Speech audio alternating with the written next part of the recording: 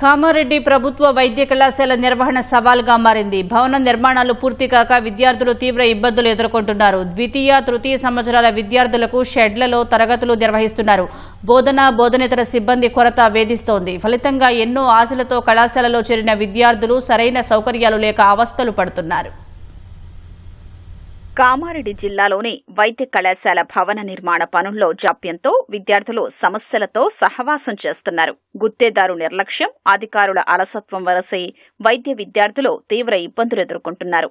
కళాశాలలో 300 మంది విద్యార్థులు వైద్య విద్యను అభ్యసిస్తున్నారు. 3 ఏళ్ల క్రితం జిల్లాకు వైద్య కళాశాల మంజూరు కాగా ఇప్పటికీ మాతా శిశు సంరక్షణ ఆసుపత్రి భవనంలోనే కాలేజీ కొనసాగుతోంది. ప్రత్యేకంగా 2 షెడ్లు నిర్మించి 3 ఏళ్లుగా విద్యాబోధన చేస్తున్నారు. ప్రస్తుతం 3 బ్యాచ్ల విద్యార్థులు ఉండగా ప్రైవేటు భవనంలో వేర్వేరుగా హాస్టళ్లు నిర్వహిస్తున్నారు.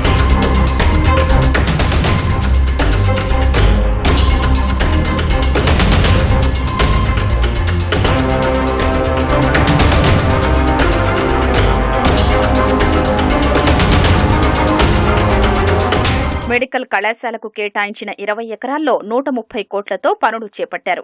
కొత్త కళాశాలతో పాటు తరగతి గదులు, బాలుర, బాలికల గృహాలకు సంబంధించిన భవనాల నిర్మాణ పనులు కొనసాగుతున్నాయి. ఇప్పటి వరకు 75% పనులు పూర్తయ్యాయి. గత డిసెంబర్ వరకు పనులు పూర్తి చేసి కళాశాలకు అప్పగించాల్సి ఉండగా కాంట్రాక్టర్ నిర్లక్ష్యం, అధికారుల పర్యవేక్షణ లోపంతో పనులు నత్తనడకన సాగుతున్నాయి. పనుల్లో వేగం పెంచి త్వరితగతిన నూతన భవనం వైద్య విద్యార్థులకు అందుబాటులోకి తేవాలని డిమాండ్ చేస్తున్నారు. కళాశాలను ప్రారంభించి 3 సంవత్సరాలు గడుస్తున్నప్పటికీ భవన నిర్మాణ పనులు, అదేవిధంగా వసతి గృహాల పనులు పూర్తి స్థాయిలో చేయకుండా అధికారంలోకి వచ్చినటువంటి రేవంత్ సర్కార్ పూర్తిగా నిర్లక్ష్యం చేస్తా ఉన్నది.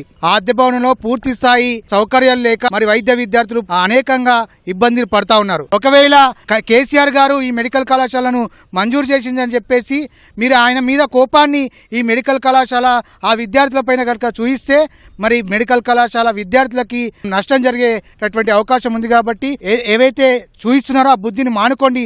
ఇప్పటికైనా అక్కడ ఉన్నటువంటి పెండింగ్ పనులను మొత్తం కూడా పూర్తి చేయాలని చెప్పేసి డిమాండ్ చేస్తా ఉన్నాం. మెడికల్ కాలేజీ పూర్తి కాకపోవడం వల్ల ఈరోజు అక్కడ చెట్ల కింద అట్లనే తాత్కాలికంగా షెడ్లు తయారు చేసి ఆ చెట్ల కింద పాఠాలు చెప్తున్నటువంటి పరిస్థితి మనం చూస్తూ ఉన్నాం. కాబట్టి మేము ప్రభుత్వాన్ని కోరేది ఒకటే, గత 3 సంవత్సరాల నుంచి ఎవరైతే గుత్తేదారులు ఉన్నారో వాళ్ళకు ఏం చెప్తారో చెప్పండి.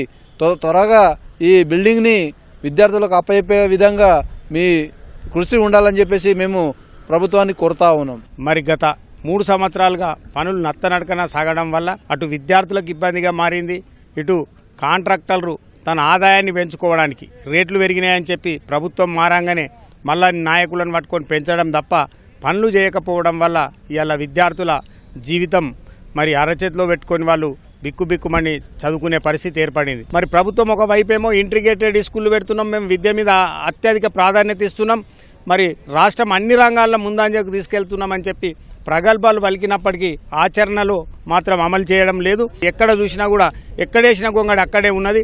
అదే ప్రైవేటు ఒక బిల్డింగ్ కట్టాలంటే 6 నెలలు 7-8 నెలల కట్టుకునే పరిస్థితి ఉంది.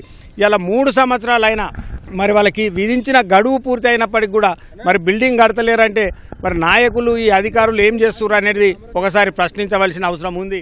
ఎన్నో ఆశలతో కళాశాలను ఎంచుకుని వచ్చిన వైద్య విద్యార్థులు మౌలిక వసతుల లేమితో తీవ్ర ఇబ్బందులు పడుతున్నారు. ఇప్పటికైనా ప్రభుత్వం జోక్యం చేసుకుని పనుల్లో వేగం పెరిగేలా చూడాల్సిన అవసరం ఉందని విద్యార్థుల తల్లిదండ్రులు కోరుతున్నారు.